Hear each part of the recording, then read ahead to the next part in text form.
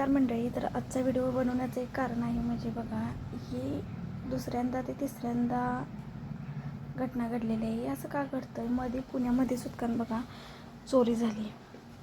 ते आजोबा आंघोळ करत होते आणि त्यांच्या तिथं चोरी झाली.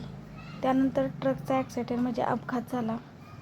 महिला चिरडल्या गेल्या, ती निष्पाप जीवाचा बळी गेला. त्यानंतर आणि सोशल मीडियावरती एक व्हिडिओ व्हायरल प्रचंड वेगाने होत होता की जो छोटा हत्ती म्हणून असतो तो वारकऱ्यांच्या अंगावरती गेला. ह्या घटना अशा कशा काही घडतात? तर आजचा पण एक व्हिडिओ आपल्या इंस्टा किंवा फेसबुक यूट्यूबवरती प्रचंड वेगानं हा पण एक व्हिडिओ व्हायरल होतो आहे. तुम्हाला सांगण्याचं एकच मुद्दा म्हणजे कारण आहे की असे व्हिडिओ जे आहेत ते प्रचंड वेगाने आणि व्हायरल होत आहेत. ते आजोबा, त्या आजी, त्या साईडच्या ज्या मावश्या आहेत त्या इतक्या रडतायत की ते आंघोळीला बॅग ठेवून गेलेले असताना त्यांचे कपडे बॅगेमध्ये होते, पैसे होते, ते बॅग तशीच उचलून घेऊन गेल्यात. ज्या वेळेला वारकऱ्यांची दिंडी असते त्यावेळेला लक्षात ठेवा की त्यामध्ये चोरी करणारेही पण सामील झालेले असतात. फक्त आपल्याला ओळखत नाही आहेत एवढाच आपला भ्रम होतो की ते आपल्याला ओळखलं जात नाहीत, कारण जसा वारकऱ्यांचा वेश असतो तसेच ते वारकरी वेशात ते आलेले असतात. आणि आंघोळ करून येईपर्यंत त्यांची बॅग घेऊन गेले. ते अक्षरशः हंबरडा बनून रडते. त्यांना अंगावर घालण्यासाठी सुद्धा कपडे ठेवले नाही आहेत. तशीच्या तशी त्यांची बॅग जर उचलून नेली असेल तर काय करायचं? एवढ्या लांबून वारकरी येत असतात. या अशा जर घटना घडत असतील तर खरंच प्रशासनाने काहीतरी दखल घ्यावी या गोष्टीवर. कारण हे चोरटे जे असतात ना, हे सुद्धा त्यामध्ये सामील झालेले असतात.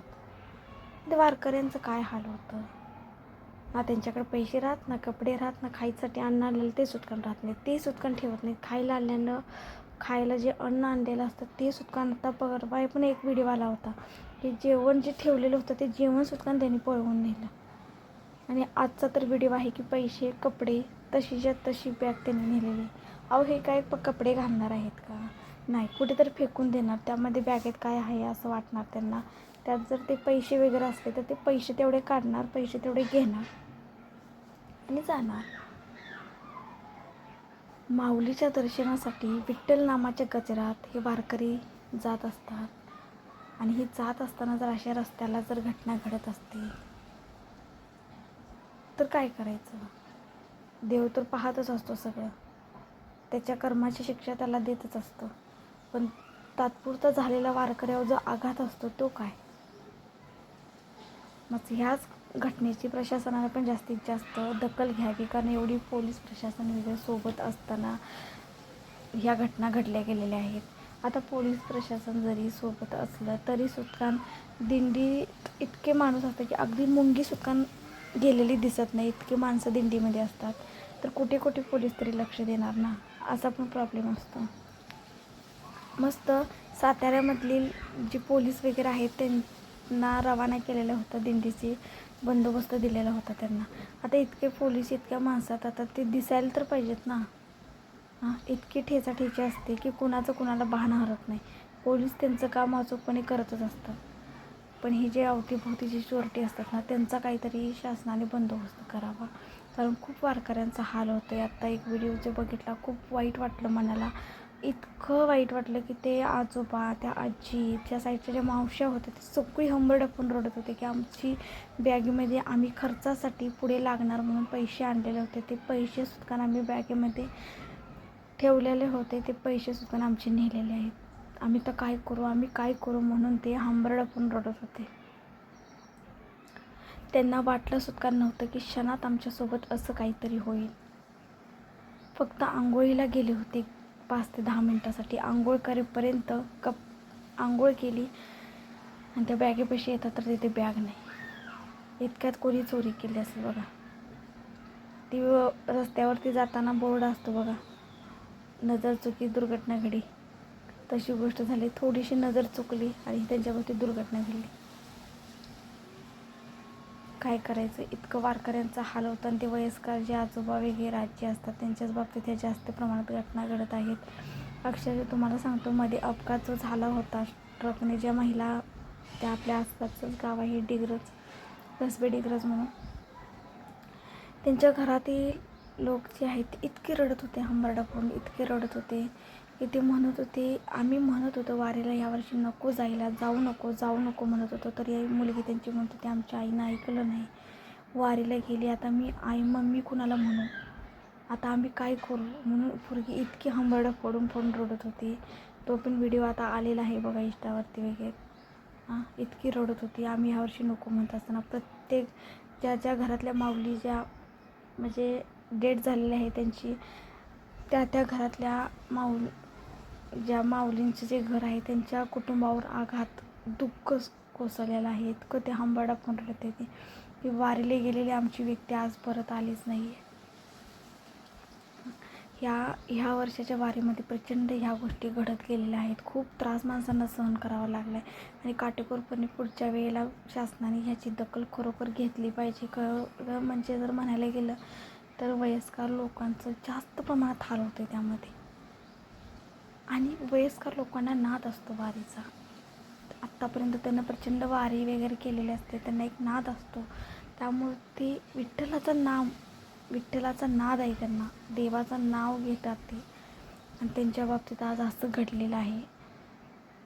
जास्त प्रमाणात गेलं तर वयस्कर माणसांच्या बाबतीतच हे प्रमाण जास्त घडत आहे. यंदा तर अशा घटना काय घडल्या, चोरी होणे, अपघात होणे, जास्तीत जास्त घटना आत्ता घडत गेलेल्या आहेत.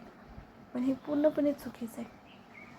आता किती जरी शासनाने मदत केली, पैसे दिले किंवा काही जरी केलं तर त्यांच्या घरातली गेलेली व्यक्ती तर काय परत येणार नाही येणार. तर आर्थिक मदत जी आहे ती कुटुंबाला होणार का, तर त्यांच्या घरातली आज वारीला गेलेली जी व्यक्ती आहे ती डेड झालेली आहे म्हणून. पण व्यक्ती तर परत येणार आहे का, नाही ना. त्यासाठी काय उपाययोजना जर होत असल्या तर शासनाने काढणे खूप गरजेचे आहेत. तशा गाडीसाठी गाडी येणे जाणे, आता कसं असतं प्रत्येकाचा टेम्पो ट्रक अशा असतात, त्यामध्ये त्यांचं जे साहित्य असतं वारकऱ्यांचं ते असतं, शिदा वगैरे सगळा असतो. त्यांच्यासाठी तुम्ही किंवा येणारी वाहनांसाठी एक रस्त्याचं काहीतरी नियोजन करा ना, आणि वारकऱ्यांसाठी एका रस्त्याने येण्यासाठी असं करा ना. अक्षरशः त्यांना म्हणजे कसं झालं माहिती आहे का, रस्ता क्रॉस असल्यामुळे असं सांगण्यात आलं की ते जे 70 वर्षाचे आजोबा होते, ट्रक चालवत होते, त्यांना प्रचंड प्रमाणात ताप आलेला होता. ताप आल्यामुळे त्यांनी जे गोळ्याचं सेवन आहे ते जास्त प्रमाणात केलं. जास्त प्रमाणात केल्यामुळे त्याला असं गरगरल्यावाने झालं, आणि त्यांचा जो ताबा आहे तो त्याच्यावरचा सुटला, आणि एकदम ते वारीमध्ये घुसला ट्रक, आणि वारीमध्ये ट्रक घुसल्यामुळे वारकऱ्यांच्या अंगावरती तो ट्रक गेला. त्यामुळे 3 महिला चिरडल्या गेल्या, बाकीचे सगळे असे कलटी मारत गेले. त्यातले जे 8 जण आहेत ते 8 जण सुटका सिरियस आहेत आता, म्हणजे 1-2 जण त्यातले सिरियस आहेत 8 जणांमधले, आणि त्या 3 महिला ज्या आहेत त्या मेलेल्या वेगळ्याच. मग काय करायचं सांगा. त्यामुळं खूप त्रास होतो, आणि ती वाहन क्रॉस रस्ता इकडं वारकरी येण्यासाठी तिकडून गाड्या येण्यासाठी असं केलं होतं. पण कसं झालं ते तसं नसायलाच पाहिजे, सेपरेट रस्ता दुसरा असायला पाहिजे आहे. दुसऱ्या रस्त्यानं तिथं वारकऱ्यांच्या साईडलाच होतं, गाड्यांचं वाहनांचं प्रमाण नसावं असं मला तरी वाटतं. त्यामुळे या घटना घडल्या. लांब असल्या की गाड्या जरा वारकऱ्यांना पण मोकळं फिरत म्हणजे येता येतो देवाला वगैरे असं. आज त्या महिला विठ्ठू नामाचं गजर करत चाललेल्या होत्या, आणि त्यांच्यावरती आज इतका मोठा आघात कोसळलेला आहे. पांडुरंगांच्याही डोळ्यात पाणी आलं असेल. प्रत्येकाने देवाला एकच विनंती केली की त्याच्या 3 महिला तुझ्या नामाचा गजर करत ज्या तुझ्याकडे येत होत्या त्यांना तुझ्या चरणी विलीन करून घे. पांडुरंगा, तुझ्या दारापर्यंत तरी येऊन द्यायचं होतंच त्यांना. तुझ्या भक्तीची आशा, तुला कधी एकदा डोळे भरून बघीन ह्या आशेवर त्या येत होत्या तुझ्या नामाचा गजर करत, आणि आज त्यांच्यावरती एवढा मोठा आघात पसरला. अशा घटना ह्या वर्षी घडलेल्या आहेत, त्यामुळेच प्रशासनानं योग्य ती दखल घ्यावी. रामकृष्ण हरी.